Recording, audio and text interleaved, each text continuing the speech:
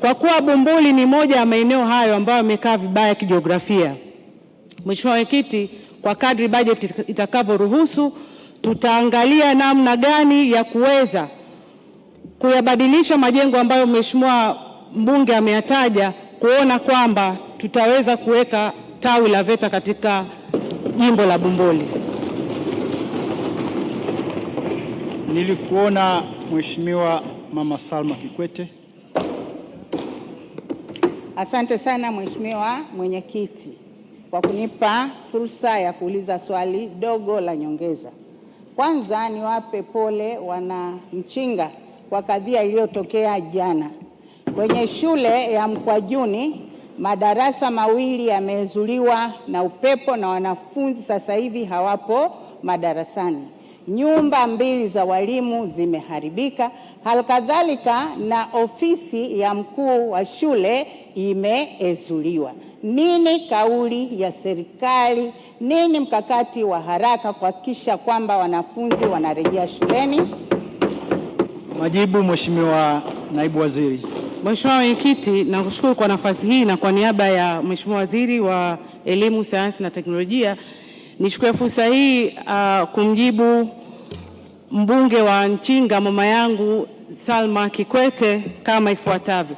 Kwanza niungane naye kuwapatia pole waathirika wa maafa hayo yametokea, lakini Mheshimiwa Mwenyekiti, kwa kuwa ni jambo la dharura, Wizara ya Elimu itakaa pamoja na Wizara ya TAMISEMI kuona kwamba ni namna gani tutaweza kurudisha hali ya majengo hayo. Nilikuona Mheshimiwa Subira Mgalu. Asante sana Mheshimiwa Mwenyekiti kwa kunipa fursa. Kwa kuwa halmashauri ya mji wa Bagamoyo imetenga eneo na ikaikabidhi VETA eneo la Fukayosi kijiji cha Mwavi kwa ajili ya ujenzi wa VETA, na kwa kuwa jambo hili lipo kwenye ilani, je, serikali ipo tayari kutenga fedha mwaka wa fedha huu 26-27 ili vijana wa Bagamoyo wapate stadi mbalimbali kwa ajili ya miradi ya kimkakati inayokwenda kutekelezwa ikiwemo ujenzi wa bandari? Majibu, Mheshimiwa Naibu Waziri, kwa kifupi. Mheshimiwa Mwenyekiti, nakushukuru kwa kunipa nafasi hii, na kwa niaba ya Mheshimiwa Waziri wa Elimu, Sayansi na Teknolojia naomba nijibu swala la nyongeza la dada yangu Subira Mgalu, Mheshimiwa Subira Mgalu kama ifuatavyo. Mheshimiwa Mwenyekiti, serikali kwa mwaka wa fedha 2024-2025 ilitenga bilioni 100 kwa ajili ya ujenzi wa awali wa vyuo hivi vya VETA, lakini kwa mwaka 25-26 tayari serikali imeshatenga shilingi bilioni 21,262 kwa kuenda kumalizia ujenzi wa awamu ya kwanza, lakini pia kwa kuanza ujenzi kwa maeneo ambayo hayana vyuo hivi vya VETA. Kwa hiyo Mheshimiwa Mwenyekiti, ni mjibu Mheshimiwa mbunge kwamba tayari fedha hizo zimeshatengwa. Asante. Nilimwona Mheshimiwa Waziri akitaka kuclarify. Bado nataka kuclarify Mheshimiwa Waziri. Kwa kifupi muda umeisha. Mheshimiwa Mwenyekiti, kwa kifupi niwape pia pole wanamchinga, hasa wale wa kijiji cha Mkwajuni. Mheshimiwa Mwenyekiti, baada ya kupata taarifa ya kuezuliwa kwa majengo yale, nilimwelekeza mkurugenzi wa halmashauri ya manispaa ya Lindi, na amekwenda pale na wanaenda kupeleka kiasi cha milioni 96 ili kurekebisha madarasa yale ambayo yameharibika.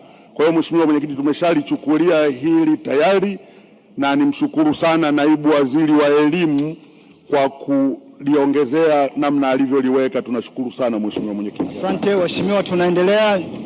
Nimwite sasa Mheshimiwa Japhet Ngailonga Hasunga aulize swali lake. Mheshimiwa Mwenyekiti, naomba swali langu namba Chuo cha VETA cha mkoa wa Songwe. Swali hilo linaendelea kupatiwa majibu na Mheshimiwa Naibu Waziri Wanu Amer. Kwa ruhusa yako na kwa niaba ya Mheshimiwa Waziri wa Elimu, Sayansi na Teknolojia, naomba nijibu swali la Mheshimiwa Japhet Ngailonga Hasunga, mbunge wa Viwawa kama ifuatavyo. Mheshimiwa Mwenyekiti, Chuo cha VETA cha mkoa wa Songwe ni miongoni mwa vyuo 65 vya VETA vinavyojengwa na serikali katika kila mkoa na wilaya ambazo zilikuwa hazijajengwa vyuo hivyo. Mheshimiwa Mwenyekiti, awamu ya kwanza ya ujenzi wa chuo cha VETA cha mkoa wa Songwe unatarajia kukamilika mwezi Juni 2026. Hadi sasa serikali imepeleka kiasi cha shilingi bilioni 4.140 kati ya shilingi bilioni 6.484 zilizotengwa kwa ajili ya ujenzi huo. Kwa sasa ujenzi huo umefikia 70%. Mheshimiwa Hasunga, swali la nyongeza. Asante sana Mheshimiwa Mwenyekiti.